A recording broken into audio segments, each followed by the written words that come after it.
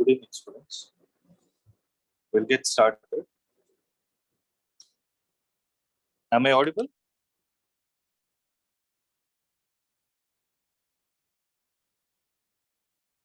Can someone give me a confirmation if I'm audible?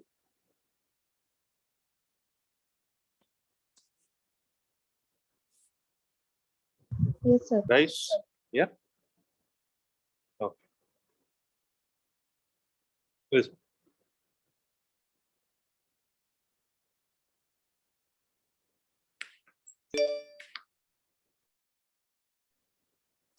So, we have completed till chapter 6, right? So, I'm just going to give you a brief introduction of chapter 7. So, today we'll be getting started with this. And the name of this chapter is System of Particles and Rotational Motion.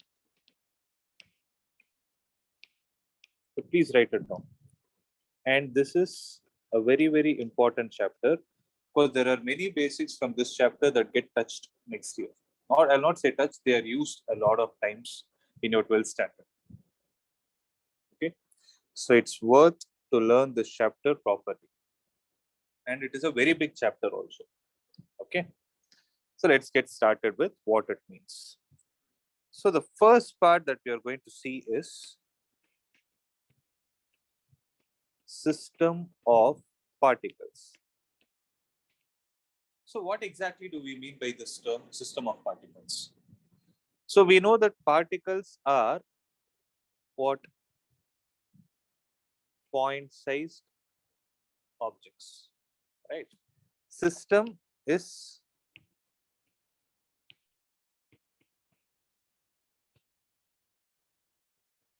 something under observation. So if you're observing something and if it is under observation, we call it a system.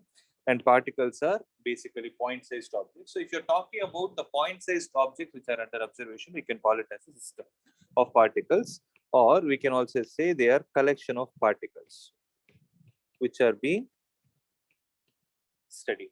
Okay. So if you see, the word system of particles is like part A of this chapter and rotational motion is part B of this chapter. So before we understand part B, we need to have a clarity of this part A. So in the system of particles, the main concept that we are going to deal with is called as center of mass. Here and there, I would have used this word center of mass till now. But yes, we are going to see the word center of mass in detail in this particular context.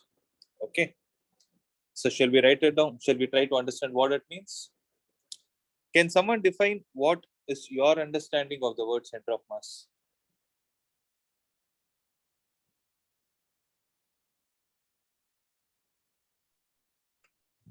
The center point of a mass of the object. Center point of mass of object. Okay. Okay, that is one way of saying. Anything else? See, center is basically, yeah, please. Sir, a major mass get concentrated in the center of system. Don't use the word center again and again, okay? Center generally, according to geometry, means it's a midpoint. Correct? So generally, midpoint will be the center of mass of those objects which have a regular shape. What about objects which do not have a regular shape? So don't use the word center, rather use the word point. Sir, point where most of the mass is concentrated. Point, not most of the mass, where the whole mass of the system is concentrated. So it is a point where the whole mass of the system is said to be concentrated.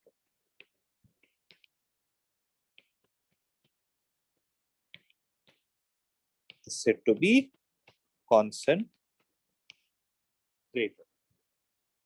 Okay. So let us visualize what it means. Okay. So there are two terms here. One is called as center of mass. So what do you mean by mass, guys? You would have learned in your chemistry, right? In your lower grades also. What is mass? Mass is a physical quantity which is measured in kilogram. So if you have to give a definition to it, how will you define it? So the Mass amount is of some matter present Amount in of substance. substance. yes. It is the amount of substance. Or amount of matter also is fine. Matter is a more suitable word. So what do you mean by matter according to chemistry? Anything that occupies Space and has Space mass. has mass. anything that occupies space, right? It has some mass. Generally, where does this mass come from? If you go on to the atomic level, it comes from, we know that every particle in this world is made up of atoms. Since atoms have mass associated with them, the combined mass of all the atoms put together will constitute the mass of that particular matter. There is a known fact, right? That is center of mass. Okay, so if I take a system, so since I'm talking about system of particles, I need to be concerned only with those particles in the initial stage. Then we will go to the regular concept also, like what will happen with respect to the regular bodies also. Suppose I take a point size mass m1 and I take another point size mass m2. Okay, I am assuming that these two masses are lying along a positive x-axis. Okay, they are collinear. These 2 points, obviously, any 2 points can be collinear because you can always draw a line through them, right? If I take those 2 points, which are said to be lying on the x-axis in the positive direction, such that on the x-axis, let's say this is the point where the origin is lying. Okay. So with respect to the origin, I'm saying that m1 is at a distance x1 from the origin and m2 is at a distance of x2 from the origin. Okay. Now, if I take this point as A and this point as B, there will be a center of mass of this particular system m1 and m2. Don't think of it like rod. It is like of aluminum foils are kept at some distance of separation. Okay. If that is the case, then the center of mass is going to lie here, where the distance from the origin to this point P, I will call it as xc. Then this the x coordinate of center of mass is given as m1 into x1 plus m2 into x2, the whole divided by m1 plus m2. Write it down. So the x coordinate of center of mass is nothing but mass of the object multiplied with its corresponding what? Corresponding x coordinate, because the coordinates of this point will be x1 comma 0. The coordinates of this point will be x2 comma 0 because they're lying on the x-axis and you know the distances from the origin. So m1 x1 plus m2 x2, the whole divided by m1 plus m2 is going to give you the x coordinate of the center of mass. Sir, could you once follow? Yeah.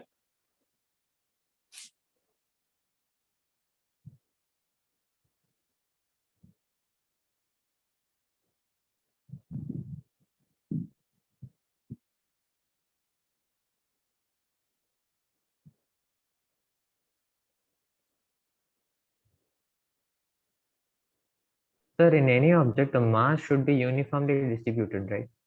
Need not. It can be anywhere.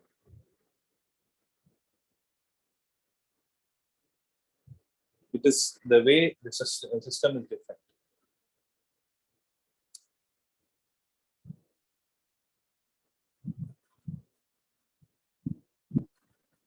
What do you mean by mass is uniformly distributed? What is your understanding? Sir, so if we have like the 3 points and the total mass of the system is about 15, then each point will have a mass of 5. Okay. But here these two masses have no connection between them. No? They are just lying. They are two different points, that's it. So we are trying to take those 2 points as a system. Okay. Similarly, tell me. Sir, we define center of mass as the point where the whole mass of the system is said to be concentrated. But like, how can that be possible? Like in other places, there's no mass. Then You should take them as combined mass. Okay. That is why I told these two are independent masses. If you take these two as independent masses and try to replace them with one particular mass, it is like how you find the equivalent resistance. Means, see, I'll give you this example. See if you're able to understand. R1 and R2. This you have learned last year. How are these two connected? Series. in series, So what will be the equivalent resistance for it? R1 plus R2. What do you mean by equivalent? The total combined resistance of both. If you use the word total, according to me, total means sum. Okay. If you come and tell me that the total combined resistance, then I will take it as sum of resistances. Okay. If you're saying R1 plus R2 is the total combined resistance for the resistors in series, then what about parallel? Because 1 by R is equal to 1 by R1 plus 1 by R2, right? Here, can you use that word total resistance or total combination of resistance? Because they're the reciprocals. Okay, so try to understand. Equivalent means or effective means. So this word equivalent is used in electricity. Okay, effective is used in mechanics. So the meaning of effective is, instead of using two different resistors, I will replace them with one particular resistor, which does the same work done by the combined resistors put together. You're able to understand what I'm trying to say? You know, you'll not find the importance of this concept when you have only two resistors. Suppose I give you 10 resistors. Okay, let's say I'm asking you to design a simple circuit. Think about it. I'm asking you to design a simple circuit where you have to connect this bulb through an effective resistance of 5 ohm. Okay, I want this bulb to glow, but I need a 5 ohm resistor. Either you can use a 5 ohm resistor here, or what can you do? You can use 5 1 ohm resistors also in the same circuit. Which one is more comfortable for you? 1 5 ohm resistor. Obviously, right? Because you're reducing the complexity. That is the meaning of effective. Okay, or equivalent. The same thing what is happening here is, if I have a mass here and if I have mass here, okay, let's say there is a table lying like this. Try to visualize it. Okay, let's say there is a table lying like this. If I keep one mass of value m1 here, I keep another mass of value m2 here. These two masses are balanced by whom? The weights of these masses are balanced by the table which is at the bottom. So instead of placing these two masses on the table at these particular locations of x1 and x2, on the same table, I can replace it with an other mass m, which is an effect of these two. Okay, at a point x centimeter from it, which will have the same effect. You're able to understand what I'm trying to say? Yes, sir. Right? So that is the meaning of center of mass of the system.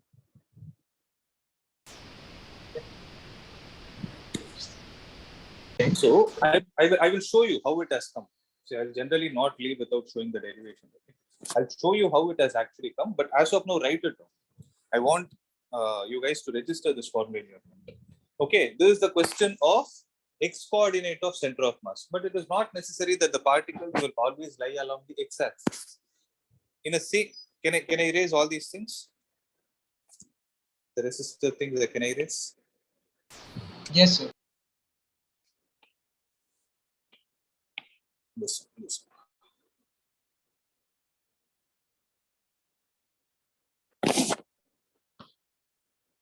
Similarly, if the same masses are lying on y-axis with the coordinates as y1 and y2, you guys guess what will be the y coordinate of the center of mass? m1 y1 plus m2 y2 divided by m1 plus m2. Similarly, what is going to be the z coordinate of center of mass? It will be m1 z1 plus m2 z2 divided by m1 plus m2. I hope by now you would have understood the concept of this formula. That mass should be multiplied with what? So how to remember this formula? Mass should be multiplied with its corresponding x, y or z coordinate plus the second mass should be multiplied with its corresponding x, y or z coordinate mass in the system. Suppose it is n particle system, then what are we supposed to do? N particle means there are n particles, some random number. N particle system, then what can we say?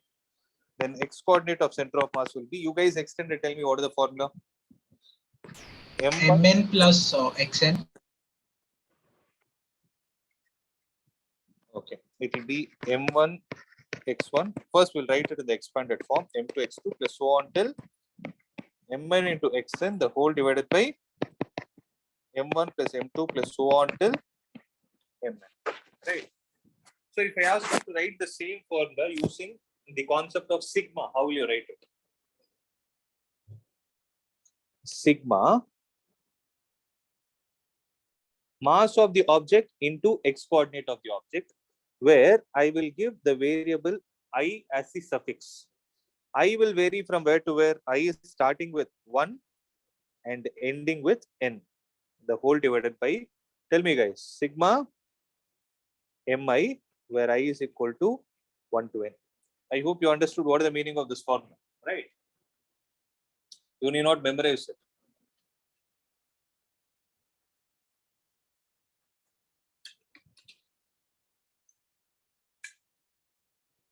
Similarly, what is going to be the y coordinate of the center of mass? Sigma mi yi, I is equal to 1 to n divided by sigma mi, where I is equal to 1 to n.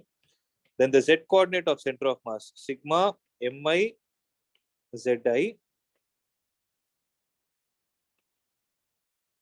where I is equal to 1 to n, the whole divided by sigma mi, where I is equal to 1 to n.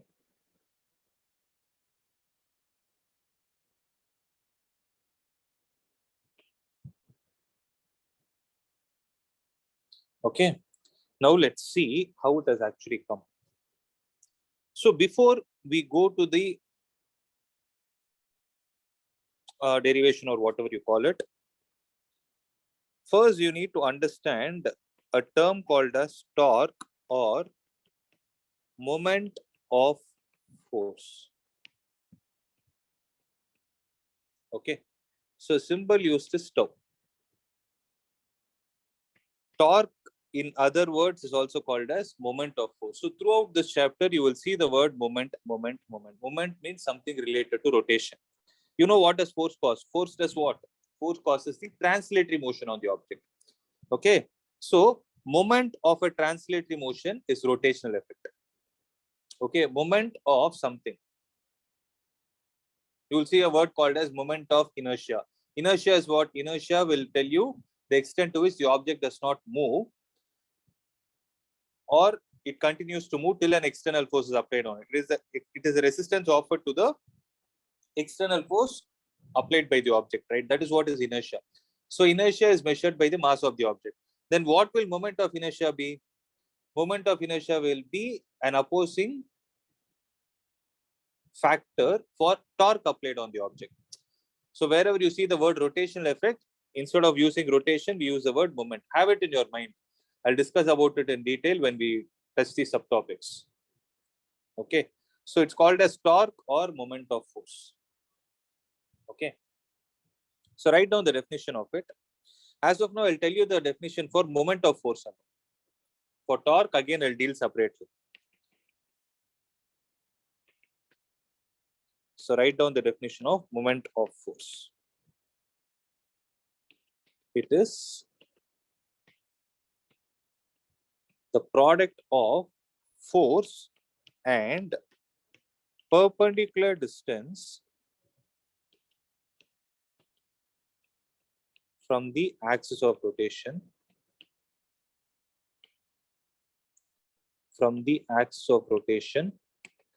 to the point of application of force. It is a product of force and perpendicular distance from the axis of rotation to the point of application of force. Okay.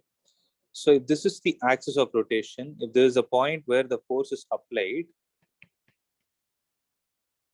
okay, so this F into D is what is called as moment of force.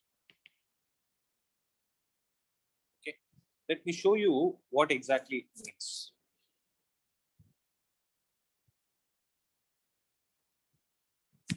Okay. So the other way of writing the center of mass, generally it is defined for center of gravity, but center of mass is also accepted. So center of mass, what we can say is net moment of force at this point is 0. So write it down. I'll explain. I'll show you what it means.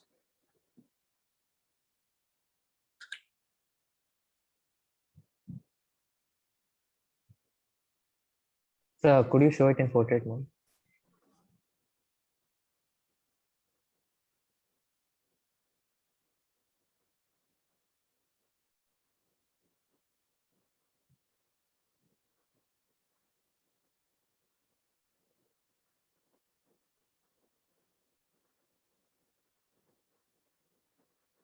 Done. Let me know once you're done. I will show you.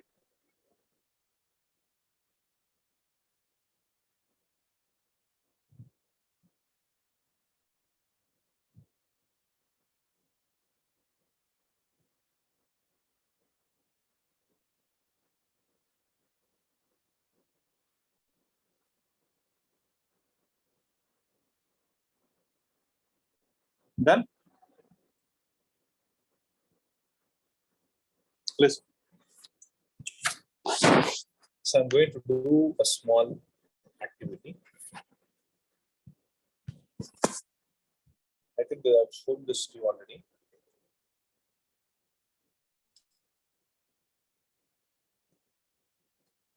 Listen, guys. See, I've shown this to you, right? If you have a pen in your hand, right? You try to hold without applying pressure on the pen. You try to find the point where you hold the pen exactly in a balanced position.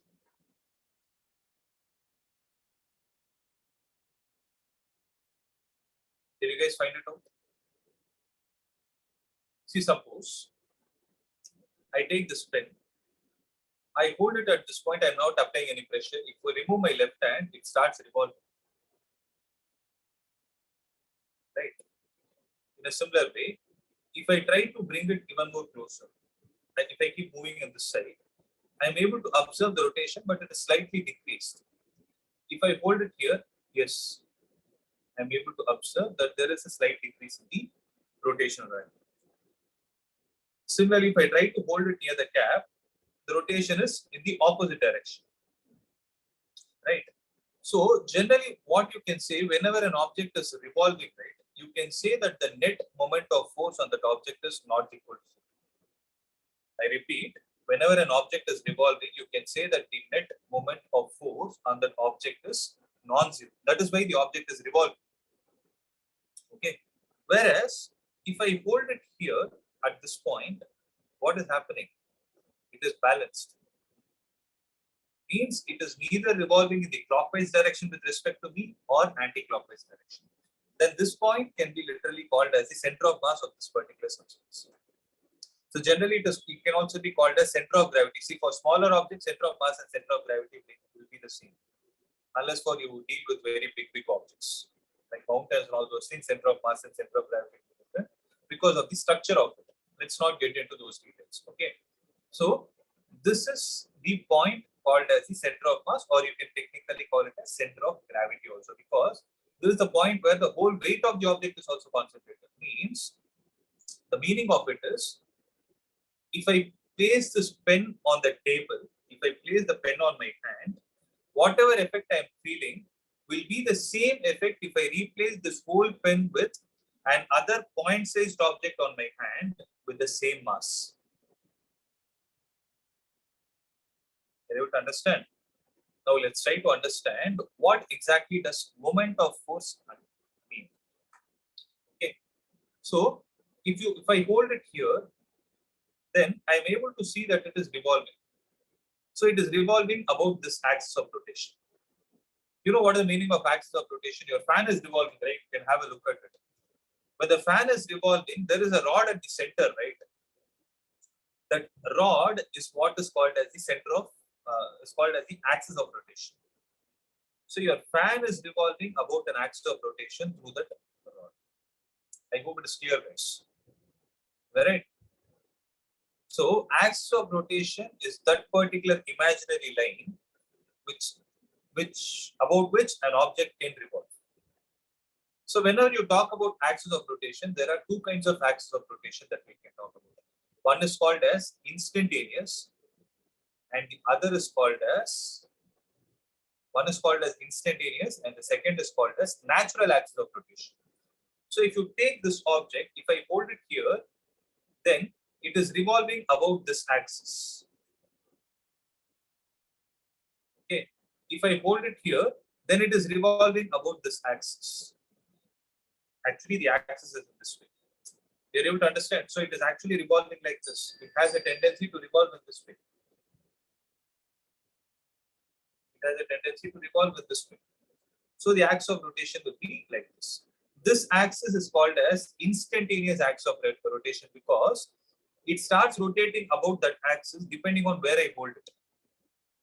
Okay, but there is one axis of rotation about which it will not revolve at all, and that is called as the natural axis of rotation.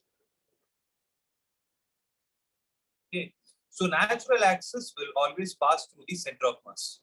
Now tell me, your fan is revolving, right? Is your fan revolving about the natural axis or instantaneous axis? Natural, sir. Natural axis. It will be revolving about the natural axis. Okay. So this word is important, axis of rotation. Now, if I take another object,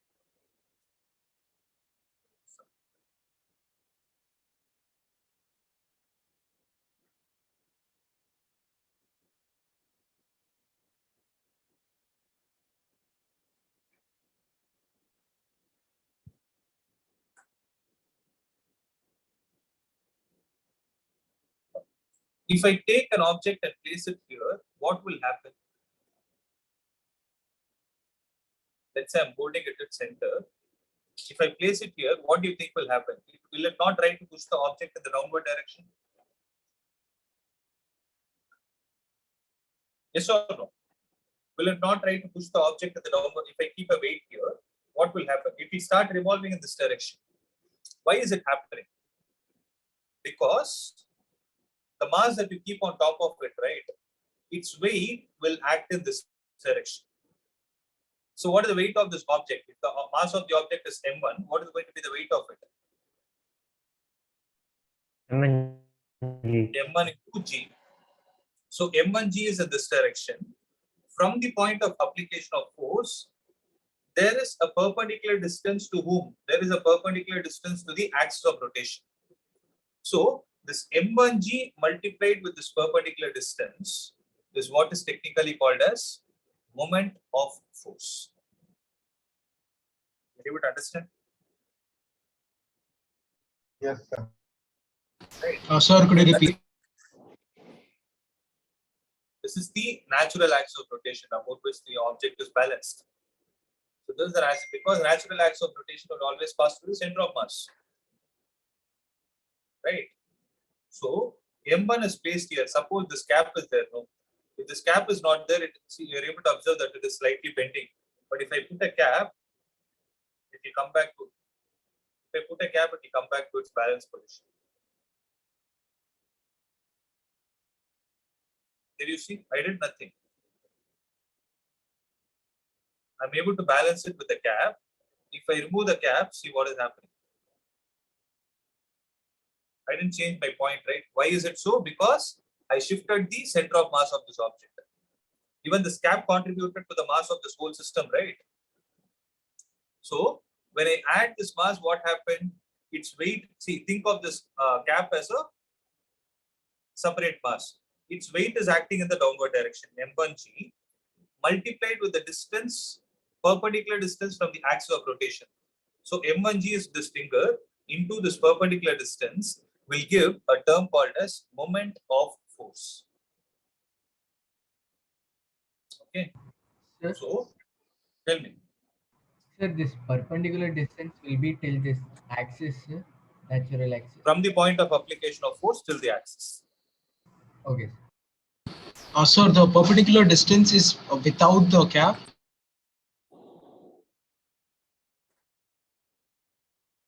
Wherever, forget about cap. Wherever you place a mass, okay. See, for example, this cap will have its center somewhere over here. So at that point only, Yes. its weight, at that point only its weight will act. So at that point, its weight is going to act. So imagine that this is the point at which its weight is going to act, m1g. Okay, m1g is in this direction. Multiplied with, I am holding it here, which I call it as the natural axis of rotation. So m1g multiplied with the distance from the point where m1g is acting to the point where I'm holding is called as the perpendicular distance. You need not think of this much. Very simple. M1, it is the distance between the point of application of force and the axis of rotation. That's it. Understood. Okay. Now, if I go back to the same two particle system, okay, imagine that these two particles are lying on a table. Then m1g will act in this direction and m2g will act in this direction, right? So how did we take it? We took them on the x-axis, right? So this coordinate is x1, 0. This coordinate is x2, 0. And if I take this point as the origin, where this distance is x1 and this distance is x2, then let me say there is a point P which is called as the x coordinate of center of mass. Okay. So what should happen at this point? The net moment of force should be equal to 0. Okay. See, had m2g be greater than m1g, then what is the direction in which m2g will try to rotate about point P? Clockwise direction. M2, it will try to put the object in clockwise direction. So what is a clockwise moment that is getting generated? When I say clockwise moment of force is how much? M2g into, what is this perpendicular distance, guys? x2 Radius. minus x2 minus x. x2 minus x coordinate of center of mass. M1g will try to put the particle in the anti-clockwise direction. So what is anti-clockwise moment?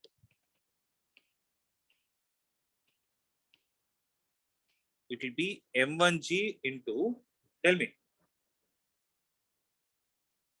x coordinate of center of mass minus x1. Because this is the perpendicular distance, right?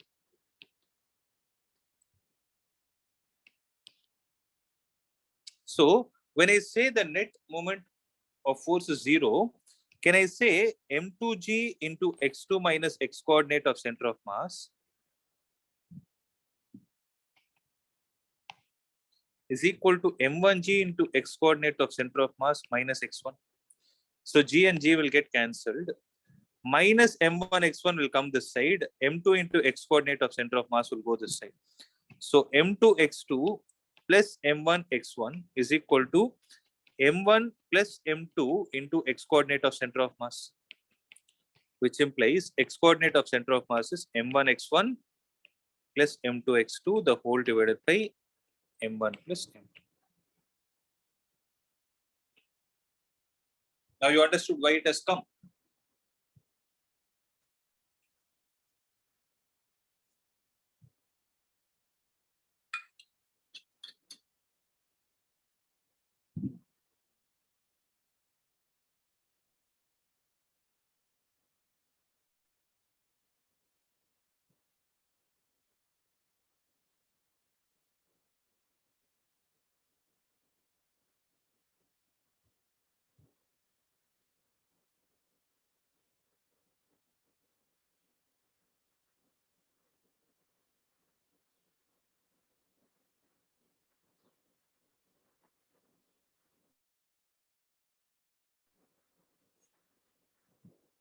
Clear, guys? Did you write it down? I would like to stress on one point.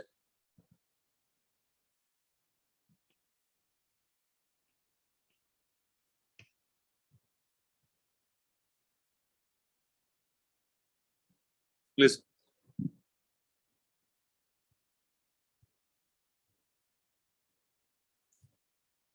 See,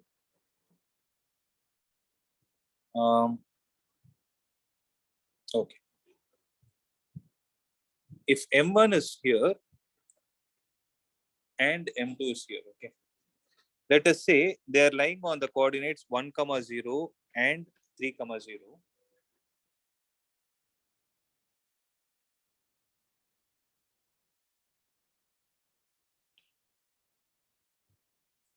M1 is, let's say, 5 kilogram. This is 10 kilogram.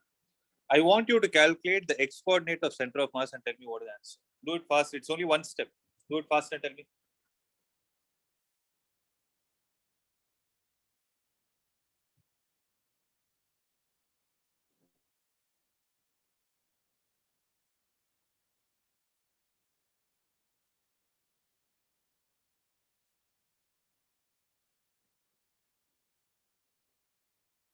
Seven by 5. Sir, 1.33. Sir, So 7 by 5. 3, sir. Okay. 5 into 1 plus 10 into 3. Sorry, 2.33. 2.33. No, it will not be 1.33. Yes. So it will be divided by 15. How much is it? 5 plus 30 divided by 15. How much is it? 35 by 15. 2 point something, right? Now tell me. 2.33. Yes, sir. 2.33. No. Now tell me one thing. According to the basic coordinate geometry, where will the midpoint of these two be? Where is the midpoint of 1 and 3? Closer to the heavier object, sir.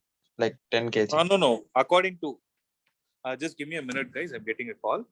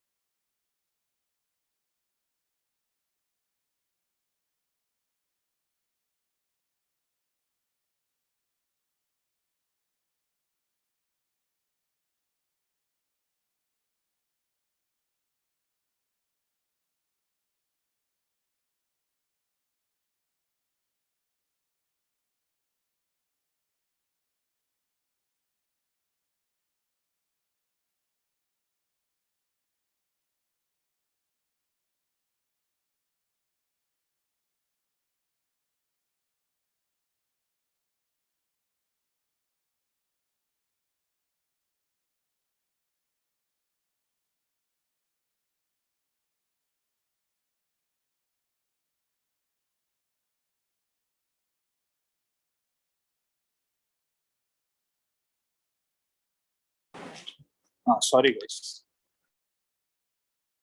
Yeah, what were we discussing? Someone told an important point. What is it? See, exactly the midpoint is at 2, correct? 1 plus 3 by 2, according to coordinate geometry, is 2. But the answer you are getting is 2.33. Means it is on the right side of the midpoint. Correct? So what can you conclude? Somebody told the right answer. The center of mass will always be closer to the... Yes, center of mass will always be closer to the heavier object. The best example is your pen. So you try to balance the pen with the cap on and without the cap, right? You can see that there will be two different center of mass. When you try to hold it with the cap on, right, the center of mass will be closer to the cap. You can test and see. Okay, this is an important point. Please make a note of it. Center of mass is always closer to the heavier mass. Okay, please, this is a point.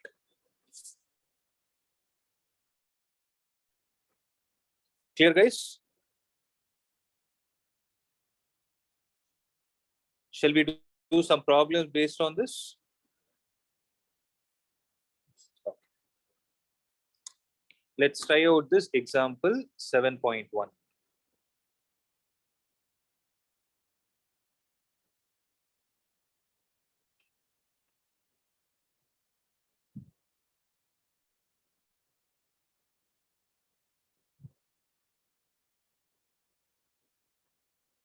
Find the center of mass of three particles at the vertices of an equilateral triangle. The masses are 100 grams, 150 grams, and 200 grams respectively. Each side of the equilateral triangle is 0.5 meter long. Do the problems by taking a general variable into consideration. I will not take the fixed value and then solve.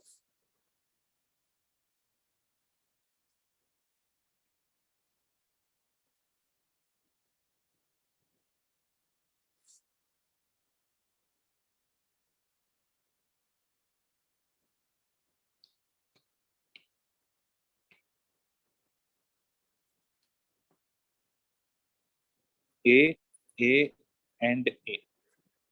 Okay.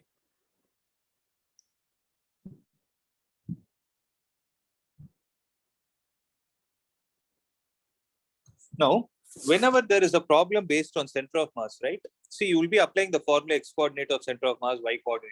See, since you are using the word coordinate, what you can do is you can choose a coordinate system of your choice. Okay.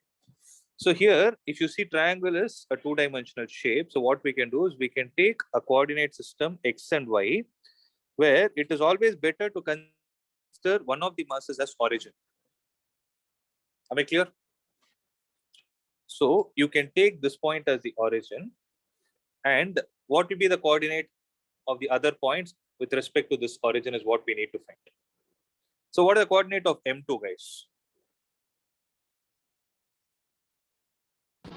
50. No, you tell me in terms of A. No. A comma 0. So what will be the coordinate of M3?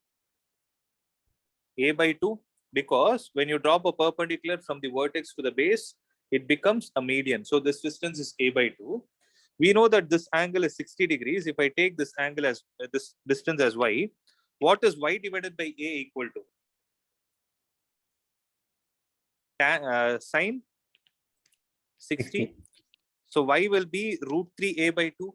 So y is root 3a divided by 2. I hope everyone is clear, guys. Right. Sir, could you repeat, sir? See, y divided by this a from this triangle is what? From the right angle triangle. Sine 60, sir. Yeah, that is why. Okay. Is Okay. equal to root 3a by 2. Yeah. Now we need to find the x coordinate of center of mass. Okay, there is only one formula. What is it? X coordinate of center of mass is m1 x1 plus m2 x2 plus m3 x3 plus so on till mn xn, the whole divided. Actually, we need not apply this much big formula. The whole divided by m1 plus m2 plus m3. That is m1 into what is the value of x1?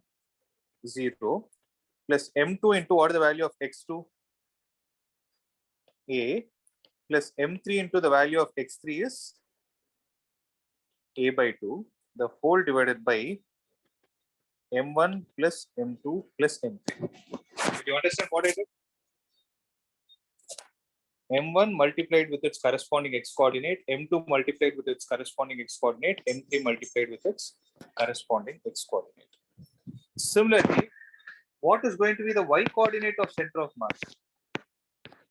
It will be m1 y1 plus m2 y2 plus m3 y3, the whole divided by m1 plus m2 plus m3. So it will be m1 into 0 plus m2 into 0 plus m3 into root 3a by 2, the whole divided by m1 plus m2 plus.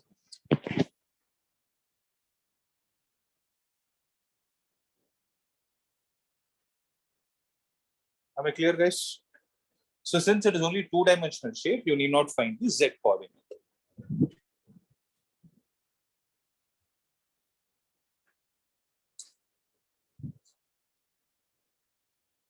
So can you show the diagram?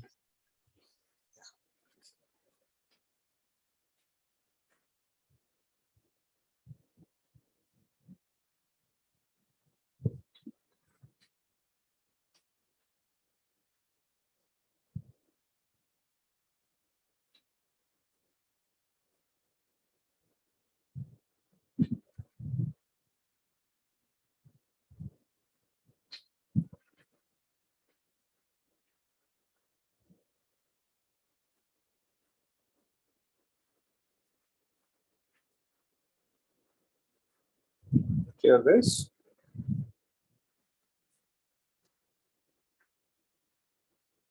Shall I proceed to the next problem? Sir, once can you show the question also?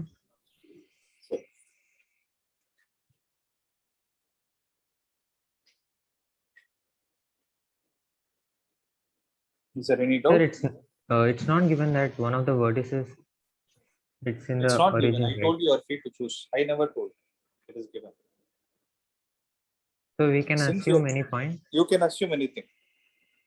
You can assume anything. That is why I was very clear in my statement. I told that you can take either of the masses as origin. See, it is not necessary that you have to take the origin here only. See, for example, the triangle is like this. I could have taken this also as the origin. We are free to choose. Why? You can ask me, sir, will the answer not change? Of course, the answer will change from person to person. Okay, that is why you need to be very careful. See, since this time it is MCQ, if I'm not wrong, what they will do is they'll give you the coordinates. They'll give you the options like this: a by 2, comma root 3a by 2, root 3a by 2, comma a by 2. But after giving the options, they will give you an important point also, considering m1 as the origin. You're able to understand. That is why if you take your textbook and check the answer also, whenever you are solving these kind of problems, it is very important to state. If you write the coordinate and you go and argue with your teacher that my coordinates are right, they will not give you marks. They should actually not give you marks because you should be clear about what is the origin that is chosen. You're able to understand? Am I clear? So for this answer, I don't know what is the answer that is coming out for this question. Okay, whatever is coming out, let me check the answer. See, for example, x coordinate is 5 by 18, y coordinate is 1 by 3 root 3, right? So you should write it as 5 by 18, comma 1 by 3 root 3, considering m1 as the origin. Okay. Or if the origin is given in the question itself, then you are not supposed to change. Because in this question, nowhere it is mentioned that as given in the figure. Correct, Ada? I hope you are able to understand what I'm trying to say. Yes or no? Yes, sir. Right? Yeah.